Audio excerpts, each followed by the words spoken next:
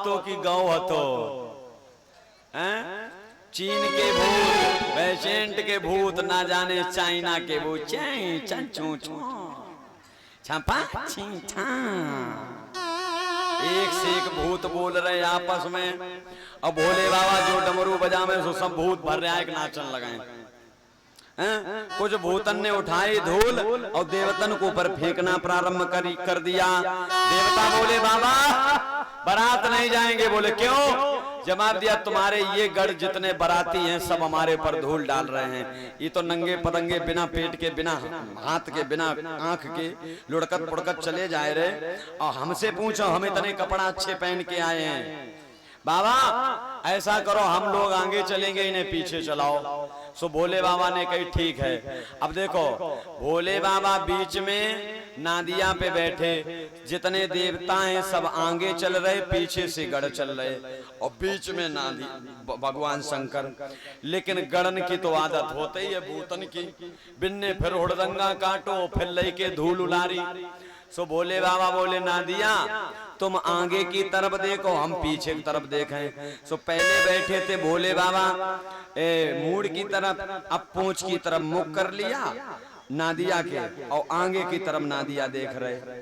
और जैसे बारात हिमाचल नगरी में आई, सो आप लोग तो जानत हो बारात को देखने के लाने सबसे ज्यादा कौन जाते हैं? सबसे ज्यादा छोटे छोटे बच्चा जाता है। सो जो बारात देखी भूत प्रेत, बच्चा बेचारे इतने डर गए, कोई तो ऐसो नीचे गिरो कि बाकी खोपड़ी फूटी गई, काऊ को हाथ टूटी गो, काऊ को पांव टूटी गो, कोई इतो डराई गो कि बेचारो पैंट ही माने सब सिस्टम जोड़ दो। हाँ अब बच्चे तो बच्चे, एक बच्चे ने जाकर के मैना के आंगन में जाकर अपनी अम्मा से कहा अम्मा। बोले हाँ गजब हुई गो। बोले कहा? अम्मा नगर में आई गए हवा। अम्मा नगर में हवा आई गए, बजानो नहीं है। अम्मा नगर में आई गए हवा। नाइन बैठी थी, बिन्ने सुनी हवा आई गए, सो बेचारी उधर आई गई। अगर नाव साहब चले गए तो हमारो तो बोलो वो बंद हो जाइए। सो बच्चा बोलो अम्मा नगर में आई गए हवा, नाइन कह रही किति गो नौआ, भोरे कर रही कथा को बोलौआ। हे भगवान मेरे बे बच जाएं, सवेरे सत्यनारायण की कथा कराऊंगी। मैया बोली क्या हुआ बेटा? जवाब दो। अम्मा अम्मा दूल्हा बिल्कुल नंगा, काय को मचाए रही होड़ दंगा, बापू चलो ने को ना जावे, बापे चलो ने को ना जावे, और 80 साल को डुकरा खासत पे कब हो मर जावे। अम्मा दूल्हा बिल्कुल बेसो है, ना तो कपड़ा पहने, बिल्कुल लंगो धड़ंगो है। अगर बाने को कर रे खांस दो तो वो मर जावे गो। अम्मा कातो को समझावे, मेरे समझ एक नहीं आवे, सुशील कह रहे ऐसी बात, और अम्मा मेरी बात सुनो, दूल्हा बिल्कुल बेकार कि फूटी मैया की तकदीर, जिज्जी भाई बिल्कुल बेपीर, दूल्हा ऐसो ढूंढो है, और पार्वती जिज्जी की मैया किस्मत फूटी है। दूल्हा बहुत बेकार है मैया, बाकी तो किस्मत ही फूटी गई। और अम्मा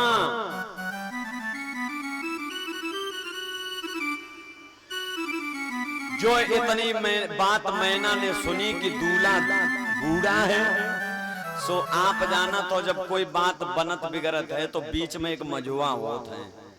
सो लड़की वाले की तरफ से बिगड़े तो लड़का वालों खींचत है, मजुआ ये ना हो तुमने कैसो करवाओ, ऐसे ऐसे ऐसे ऐसे नाश्ता नहीं करवाया।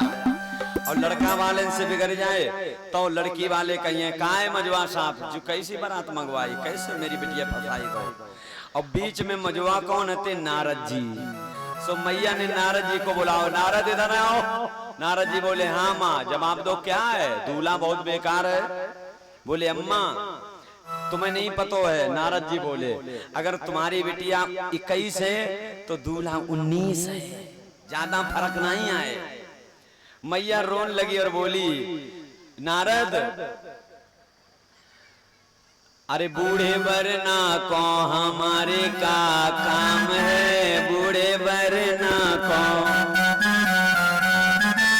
और क्या बोली, अरे मेरी बिटिया ऐसे जैसे अरे मेरी बिटिया ऐसे जैसे चंदा में ललाम है, अजू 80 वर्ष को डुकरा उमरिया तमाम है, और बूढ़े वरना को हमारे का काम है। नारद जी बोले बूढ़ो नहीं है, अबे आउन तो दो दरवाजे पे। सो बारात दरवाजे पे आए, मैया ने जो देखो सब माताएं गीत गाने लगी, गाली आज की गाली और नहीं गाई, सब गीत कैसे गाए रहे। सुनो गाली सुनो, सब लोग बोलेंगे भी ठीक।